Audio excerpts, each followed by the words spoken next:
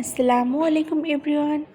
আশা করি আল্লাহর রহমতে সবাই ভালো আছেন। আমি আলহামদুলিল্লাহ ভালো আছি। আজকের ব্লগটা দুপুর থেকে শুরু করেছি। আর দুপুরে রান্না করেছি আলুর ডাল। যখনই ঘরে ডাল শেষ হয়ে যায় আর আমার বলতে মনে না থাকে, তখন এভাবেই ঝটপট আলু দিয়ে ডালটা তৈরি করে থাকি। আর এটা কিন্তু খেতে অসম্ভব মজার হয়। আর আপনারা কারা কারা এই আলুর ডালটা খেয়েছেন আর আপনাদের কাছে ভালো লাগে, সেটা চাইলে আমাকে জানাতে পারেন। তো এই তো এরপর আমি এখানে চিংড়ি মাছ ভুনা করে নেব। আমার মেয়েদের অনেক পছন্দের একটি মাছ হলো চিংড়ি মাছ। ওরা কিন্তু তেমন মাছ পছন্দ করে না, তবে এই মাছটা হলে ওরা যে এত বেশি খুশি হয়। তো এই তো আমি এখানে পেঁয়াজ মরিচ তেলের সঙ্গে ভেজে নিয়ে তারপর একটু আদা রসুন বাটা দিয়েছি আর সামান্য একটু পানি দিয়েছি কষানোর জন্য।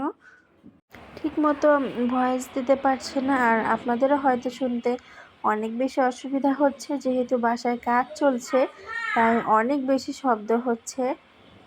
এই তো আমি একটু আদা রসুনটাকে কষিয়ে নিয়ে তারপর এর মধ্যে গরম মশলা বাটা দিয়েছি, আর এখানে এর সাথে জিরাও ছিল।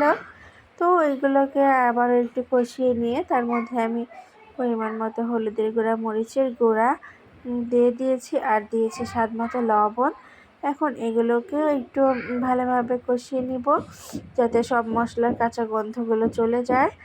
আর এই তো আমার কষানো হয়ে গেলে এর মধ্যে দিয়ে দিয়েছি কিছু টমেটো কুচি, আর টমেটো কুচিটাকেও একটু কষিয়ে নিয়ে তার মধ্যে সামান্য একটু ঝোলের পানি দিয়েছি। চিংড়ি মাছে কিন্তু অনেক বেশি পানি দেওয়ার দরকার নেই, ভুনা করার ক্ষেত্রে অল্প সামান্য একটু পানি দিলেই হয়ে যায়। আর এই যে অপর দিকে আমি এই চিংড়ি মাছগুলোকে একটু হালকা ভেজে নিচ্ছি, আর এগুলোর মধ্যে সামান্য একটু হলুদ মরিচের গুঁড়া দিয়েছিলাম, লবণ দিইনি। তারপর এই তো এই ঝোলটার মধ্যে কিছু মটরশুঁটি দিয়ে দিয়েছি আর সেই ভেজে রাখা চিংড়ি মাছগুলোও দিয়ে দিয়েছি। তারপর এই তো আমি ঢাকনা দিয়ে একটু ঢেকে দিয়েছিলাম, আর তেলগুলো উপরে উঠে এসেছে, আমার চিংড়ি মাছটা রান্নাও হয়ে গিয়েছে। আর এভাবে রান্না করলে কিন্তু খেতে অনেক বেশি মজার হয়, আমার মেয়েরাও অনেক বেশি পছন্দ করে। তারপরে এই তো দুপুরে খাওয়া দাওয়া শেষ করে আর কোনো ভিডিও ক্লিপ নিইনি। আর এটা রাত্রের দিকে এই যে আমার বাবাটা